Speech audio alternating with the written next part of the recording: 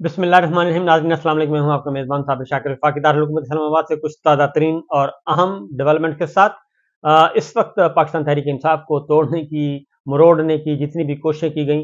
वो तो मेरा ख्याल है कि कामयाब होती हुई नज़र नहीं आई और उसमें पार्टी के अंदर से 2-3 जमातें भी निकाल दी गई। लेकिन अब तो जो झगड़ा है वो मुस्लिम लीग नवाज़ के अंदर शुरू हो चुका है और शदीद तरीन लड़ाई शुरू हो चुकी है और आपस में बाकायदा तौर पर दस्तों गिरेबान गुत्थम गुत्था हैं और एक दूसरे के खिलाफ खुल्लम खुला इल्ज़ाम तराशियां की जा रही हैं और एक दूसरे को शो का नोटिस जारी किए जा रहे हैं और ये मरकजी रहनुमाओं के दरमियान हो रहा है और ये उन रहनुमाओं के खिलाफ हो रहा है जिन्होंने बहुत मुश्किल वक्त में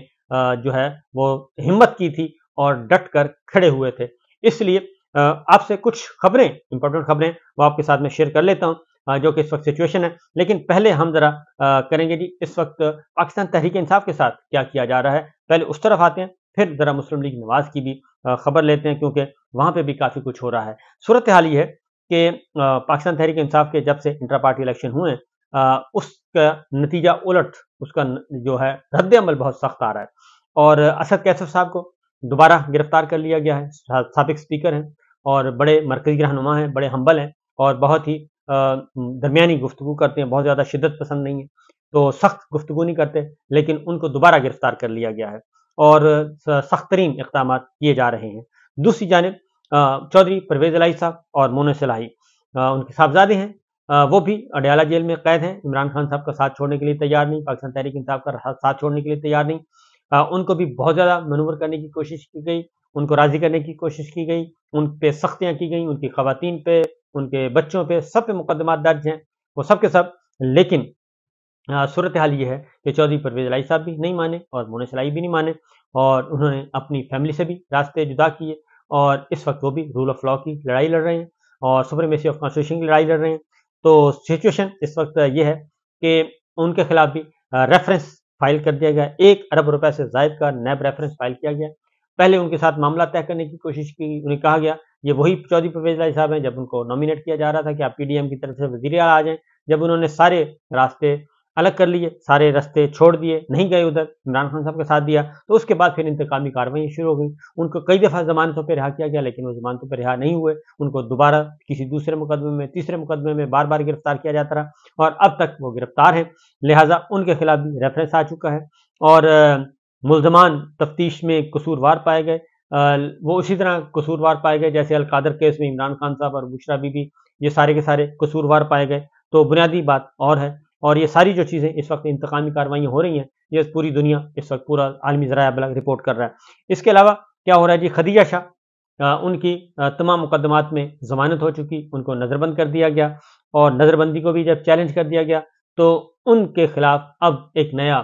इल्ज़ाम आयद कर दिया गया है और मनी लॉन्ड्रिंग का मुकदमा तहकीकात शुरू कर दी गई हैं और खदीजा शाह पे भी यही उनका कसूर है कि वो भी एक स्टेटमेंट नहीं दे रही और वो स्टेटमेंट दे दें तो वो फौरन बाहर आ सकती हैं। और खदीजा शाह हैं कौन? साबिक आर्मी चीफ जनाब आसिफ नवाज जंजुआ मरहूम की बेटी की बेटी हैं, यानी कि नवासी हैं। और आसिफ नवाज जंजुआ आर्मी चीफ कौन थे? जिनको जनाब नवाज शरीफ साहब और शहबाज शरीफ साहब के वालिद गिरामी ने और मरियम साहबा के दादा जान ने, मियाँ शरीफ साहब ने उनको BMW 0 मीटर गाड़ी जो है वो उनको तोहफे में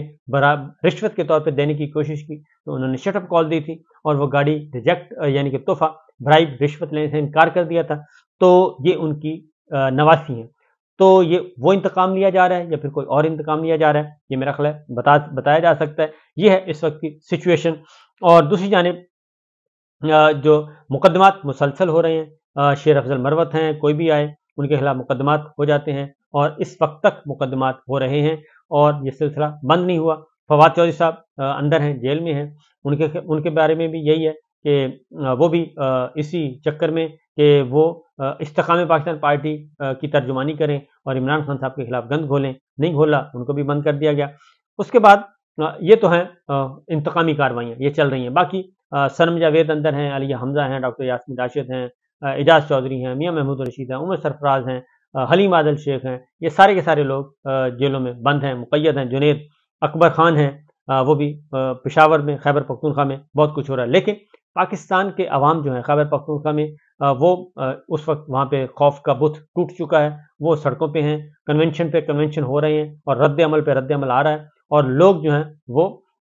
بوانگ دہل اب وہ کہتے ہیں کہ جناب آئیں ہم لڑنے کے لیے تیار ہیں، ہم سیاسی جدوجہد کریں گے، آپ مارنا ہے تو مار دیں، وہ یہ کر رہے ہیں۔ پولیس اور انتقامی کارروائیاں نگراں حکومتوں کی عروج پر ہیں۔ پھر آپ نے دیکھا ہوگا کہ نوجوان اب وہ دانشور تمام کے تمام جو کہ جنہوں نے پاکستان تحریک انصاف کے نوجوانوں کو جو سپورٹ کرتے تھے، پاکستان تحریک انصاف کو جو رول آف لا کی بات کرتے تھے، سپریمیسی کانسٹیٹیوشن کی بات کرتے تھے، موروثی سیاست کے خلاف تھے اور خاندانی سیاست کے خلاف تھے، اور جو کرپشن کے خلاف آواز بلند کرتے تھے، جو پاکستان تحریک انصاف اور عمران خان کو ایک امید کی کرن سمجھتے تھے، ان تمام پڑھے لکھے نوجوانوں کو یوتھ جس کو کہتے ہیں، یوتھ کا مطلب نوجوان، لیکن ان کو ایک گالی بنا دیا گیا، یوتھیا کہا جاتا تھا اور ان کو گالی کے طور پہ یاد کیا جاتا تھا۔ تو وہ اب انہیں یونیورسٹیوں میں جایا جاتا ہے، یونیورسٹیوں میں جاتے ہیں ہمارے دوست اور جا کے اسٹوڈنٹس کو پوچھتے ہیں، ذرا ان کی برین واشنگ کرنے کی کوشش کرتے ہیں، ذہن سازی کی کوشش کرتے ہیں، کیونکہ پچھلے دنوں ایک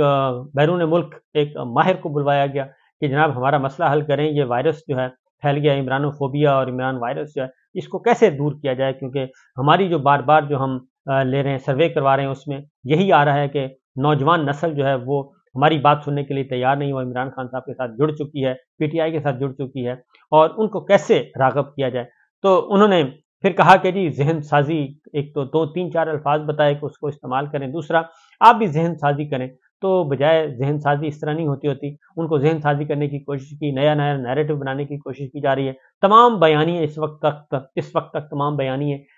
جو بھی بیانیے انہوں نے بنایا وہ 24 گھنٹے سے زیادہ اس کی ایج نہیں ہوئی، 24 گھنٹے سے زیادہ۔ اس دوران عدت کا کیس بھی آ گیا، اس دوران وہ ایک خاتون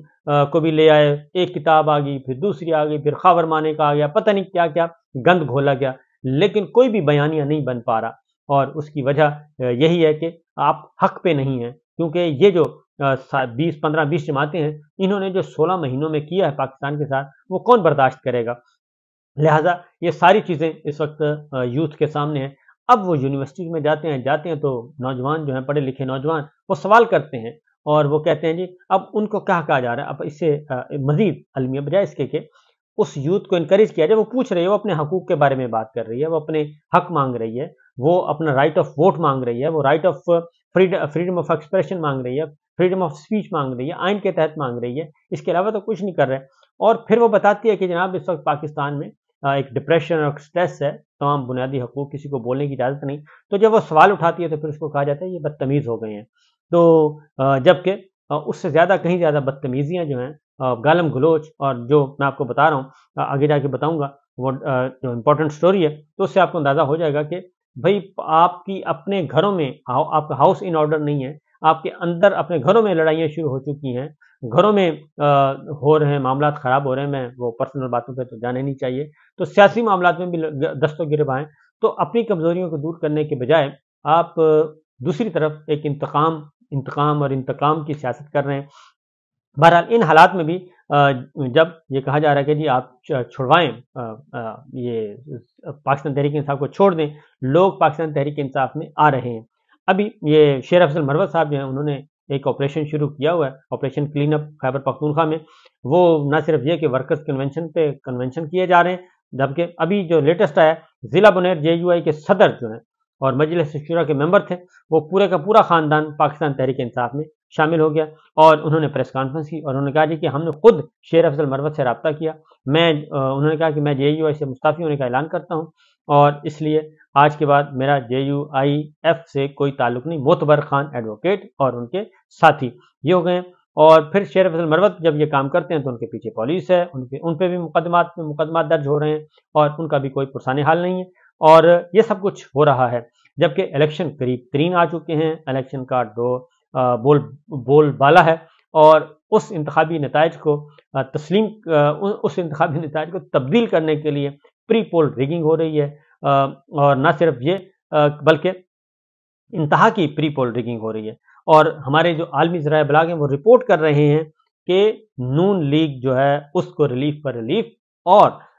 جو پاکستان تحریک انصاف ہے اس کو سزا پہ سزا اور اس پہ زیادتی کی جا رہی ہے۔ یہ سب کچھ ہو رہا ہے، اور اگلی بات جو ہے अब आते हैं पंजाब, अब मुस्लिम लीग नवाज की तरफ।